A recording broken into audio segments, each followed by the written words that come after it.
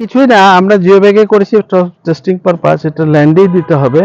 আগামীতে এগুলো ছোট গাছ দেখতেছেন না। আপনি জিও ব্যাগে করছেন না? সুন্দর। জিও ব্যাগে আপনারা ইজিলি জাস্ট একটু জৈব সার বেশি করে দিয়ে লাগাই দিলেন, আপনার প্রথম বছরে এই যে 1 বছরের এটা রেজাল্ট। নেক্সট এটা কি করব, জিও ব্যাগটা খুলে ফেলবো, ফুলে এইখানেই মাটিতে ঢুকিয়ে দিব। আচ্ছা, তখন গোড়াগুলো মোটা হবে, আসলে এই মোটা মোটা হবে। আচ্ছা, আচ্ছা। আমি অস্ট্রেলিয়াতে দেখেছি এত মোটা মোটা হলো গোড়াটা। এটা আসলে উইন্টারের সময় এগুলো প্রুনিং করে কেটে দিতে হবে। এই 4 থেকে 5 ফুট পর্যন্ত কাণ্ড থাকবে, তারপরে উইন্টারের শেষ দিকে কেটে দিলে ওখান থেকে যে ব্রাঞ্চ হবে, ওখান থেকে ফলন হবে, ওখান থেকেই ফুল আসবে, ফল আসবে।